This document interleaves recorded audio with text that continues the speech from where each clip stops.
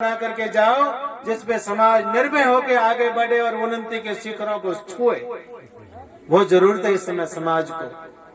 व्यसन मुक्त समाज बने, संस्कारों से युक्त समाज बने, शिक्षा से युक्त समाज बने, स्वावलंबी और समृद्धि समाज बने और संगठित समाज बने।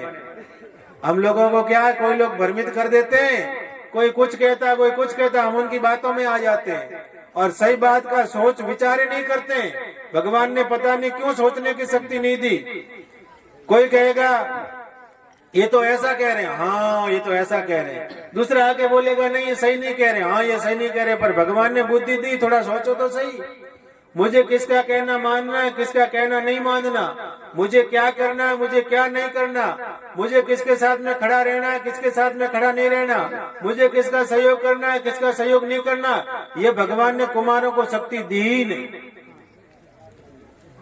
भगवान ने विचार करने की शक्ति नहीं दी। कोई कहेगा महाराज जी गलत कह रहे, हाँ ये तो महाराज जी गलत कह रहे थे। अरे थोड़ी तो बुद्धि लगाओ, किसके लिए कहा है, क्यों कहा, वो सोचेंगे तो गलत नहीं लगेगा।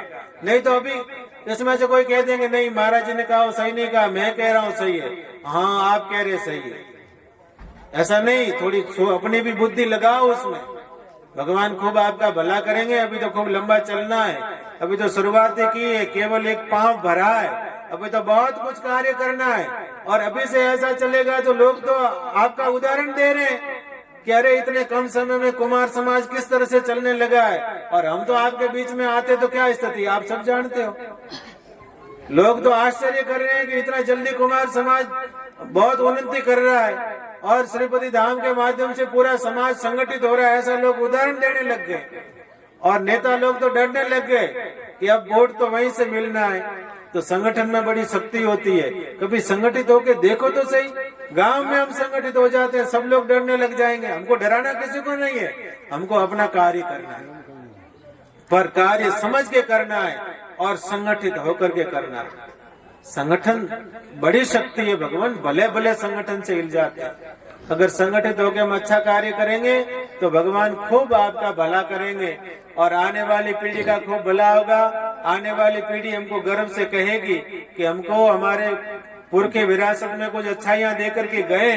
ये तो आने वाली पीढ़ी हमको कोसेगी कि पुरखे हमको विरासत में देकर के क्या गए। आपस में वैमनस्य देके गए, आपस में लड़ाई देके गए, नशा पता देके गए, लड़ना झगड़ना देके गए, क्या देकर के गए। ऐसे कोशे नहीं, हमको अच्छा देकर के जाना है।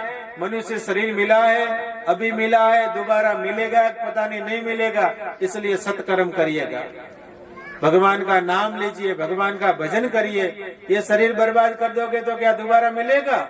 नहीं मिलेगा। ये तो ये शरीर हमारा थोड़ा ही है, परमात्मा का दिया हुआ है। परमात्मा ने कृपा करके दिया है, अच्छे कार्य करने के लिए दिया है।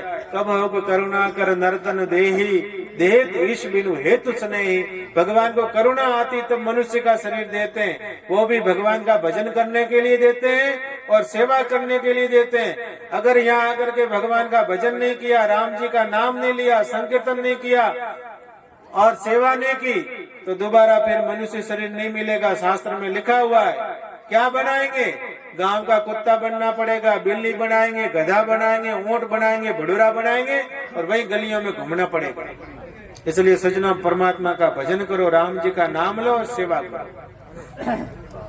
मनुष्य शरीर मिलना दुर्लभ, भारत की पुण्य भूमि में मिलना दुर्लभ और उसमें भी सनातन हिंदू के घर में जन्म हो जाए और भी सौभाग्य, और उसमें किसी संत का मिलन हो जाए तो सोने में सुहागा, परम सौभाग्य। क्योंकि संत मिलेगा तो जीने की राह सिखाएगा। जीने की राह कौन सिखाएगा कि जीवन कैसे जीना है, वो कहाँ मिलेगा सीखने को? वो संत से मिलेगा। इसलिए संतों की संगति में जाइए, संतों की बात मानिए।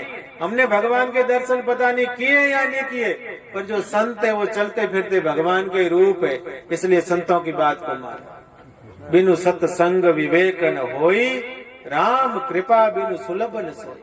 बिना सत्संग के विवेक की प्राप्ति नहीं होती और सत्संग भगवान की कृपा के बिना मिलता नहीं। जब भगवान अहेतु की कृपा करे, विशेष कृपा करे, तब सत्संग मिलता है। इसलिए सत्संग सुनो और जीवन में उतारो।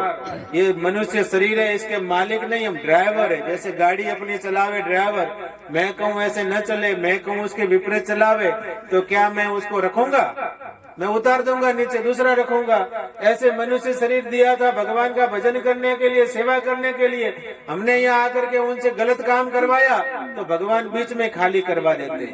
उम्र तो दी थी 100 साल की, 70 साल में, 60 साल में, 50 साल में रवाना, जाओ उतरो यहाँ से। इसलिए मनुष्य शरीर मिला है, सौभाग्य मानिए और भगवान का भजन करिए, प्रभु का नाम लीजिए, संकीर्तन करिए, सत्संग सुनिए, घर में गीता रामायण ग्रंथ रखिए, उनका पाठ करिए। और गौ माता तो इस क्षेत्र में है ही, घर में गौ माता की सेवा करिए, यही जीवन का सार है। आपको जो कुछ कहा है मेरा अपना मान करके कहा है, परायों को नहीं कहा जाता है। जैसे बेटा गलती करता है तो पिता ही उनको थप्पड़ मारते, पड़ोसी कभी नहीं मारते। या पड़ोसी का बच्चा गलती करता है तो कोई जाके नहीं कहता, पर आप मेरे हो, मैं आपका हूँ। मैं ऐसा अधिकार मानता हूँ कि मैं आपको नहीं कहूँगा तो कौन कहेगा। इसलिए कठोर से कठोर कहता हूँ, कड़वा से कड़वा कहता हूँ, क्योंकि गोली होती है वो कड़वी होती, मीठी नहीं होती। बुखार कड़वी गोली से उतरता है, मीठी चॉकलेट खाएंगे तो बुखार नहीं उतरेगा। इसलिए कुछ समय के लिए एक बार तो कठोर भी कहता हूँ, कड़वा भी कहता हूँ, पर हृदय में आपसे प्रेम है इसलिए कह रहा हूँ। और आप मेरे अपने हो, मैं आपका हूँ। आशा और विश्वास करता हूँ कि मेरा अपना मान के जो बातें कहता हूँ उसको आप सुनना, समझना और उस पर चलने की कोशिश करना।